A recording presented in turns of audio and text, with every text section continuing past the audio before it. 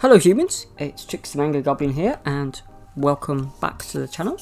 Today we're going to be doing something a little bit different. We're going to be looking at the Age of Sigmar rules for 3.0. We're going to dissect them as someone who played majorly in 5th and 6th edition Warhammer Fantasy Battle, but also someone who kind of looked at 1st edition Age of Sigmar but didn't actually play, just looked at the rules. So let's get started. First thing is that I want to premise that I'm not a power gamer, so this series is not going to tell you how to win.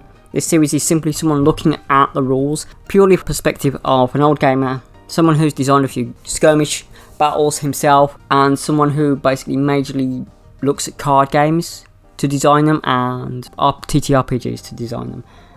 So that's just a preface for what's going on. Please note that I will be looking at some war scrolls later down the line. I will be looking at some of the allegiance abilities, some of the battalions, just anything that takes my fancy, depending on how this series works and, well, what traction it gets. So let's go.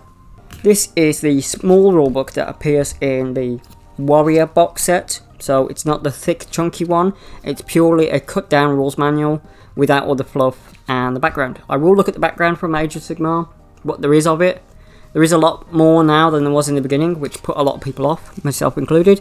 But they have, since 1st edition Age of Sigmar, put out quite a lot, but they haven't got the lore of 24 years plus of Warhammer Fantasy Battle in Age of Sigmar. They simply don't, and whatever anyone says, they won't have that for a long time, so please take that in stride as the series continues. The first thing we look at is on page 3 there is the player's code. Again, I'm going to do a slight tangent here. When I was playing, there were scummy people who played games. There was a couple of individuals who got themselves banned when I was playing at a GW store back in the mid-90s, early 2000s. This was because they were terrible people. They were the type of people that now have a platform on Twitter and other social medias, and they made certain creators' lives hell. They simply were ostracised because of their bad behaviour then, and they can be ostracised now. The fact that it's come to this situation where we have to tell people not to be jerks while playing a game that's normally done for fun or a hobby is rather sad. Basically it says, arrive on time with all the things you need to play, make a respectful gesture, avoid using language you might be offended by, ask your opponent's permission if you wish to use unpainted models or substitutes. Again, these were all things that you would do during back in the early 2000s or mid-90s. Offer your opponent to examine your army roster. Again, answer any questions your opponent has about your army. Again, measure moves and distances carefully and accurately. Basically, it's saying not to cheat in the game as well, which you would see people either metagame, break the rules, or bend them to the situation. There was an individual who famously used to go to tournaments and set up his army completely in reserve. However, there was an ability or a thing where you could use, which said if there are no models of your opponents on the battlefield, you automatically win. That was in the rulebook. This person sulked for so long after that, and they could no longer cheat by deep striking their army into give the opponent an unfair advantage. Well, sometimes people who bend those rules like that deserve them to be bent back on them. That's all I will say about the matter. The core rules, core concepts, fractions, battle terms and battle packs. Factions are things like destruction, chaos, order, and then it goes down to the battle terms, which are usually Orc War clans or Nighthaunt or Hedonites of Slaanesh. I'll just use a couple of examples, but there are lots and lots of battle terms out there, regardless of which dominant faction, order, chaos, destruction you pick. War scrolls, these are the basically units of the game itself. Pitch battle profiles, these are your stats of your individual units.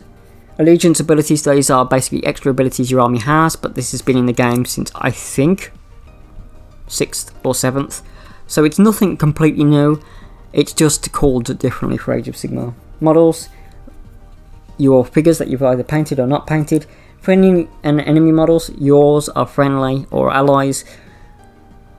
Enemy is the opponent you're playing against. Remove from play, basically any slain models are removed. Units are, well, for example, 10 Gut Rippers, or 10 Vindicators or Vanguard, or 10 Chaos Warriors. That's a unit. War Scroll, again, that's your unit roster for your unit. Sometimes it'll have keywords on the bottom. For example, it might have Cruel Boys, it might have Battle Line, etc, etc. We'll look at the individual keywords as we come to them. Unit Coherency. Basically, you have to make sure your unit is in 1 inch horizontally and 6 inches vertically of one other model. If you have more than 5 models, it's 1 inch horizontally and 6 inches vertically of 2 models. So that means you can't do the conga lines that people were doing in 2nd edition, which is a good thing. Armies. Each player of the game is commander of an army, so your force, that basically means. Endless spells, invocations and fraction terrain. You can include 1 endless spell for each wizard and 1 invocation per priest. Your army can include 1 fraction terrain feature. So your opponent can have 1 and you can have 1, etc, etc, of each. Your general. This is usually a hero character that you've chosen to be your general. Certain generals have certain abilities, for example, named characters. Tools of war, a tape measure or ruler, and 1 marked in inches. It's not marked in centimeters. Strange, really, because centimeters would be really easier because you only have to count to 10. But there we go. Just my personal niggle. Basically, you have to measure between base to base. For example, I've put a picture on the screen of me measuring between 2 bases that are empty to show you how you would measure between 2 models. Dice, these are D6. It doesn't use any other dice. Usually now, back in the day, it would. We had scatter dice, we had a lot of other cool dice. The fact that it's been scaled down to D6 is a bit of a shame in my opinion. But again, that's personal opinion. Rolling off, that means just get the first turn, or to get the alternating round, you would roll a D6 and the highest number would win. Rerolls. Sometimes you get reroll abilities. This is sometimes on your character, sometimes this is a battle ability, sometimes this is bought with command points.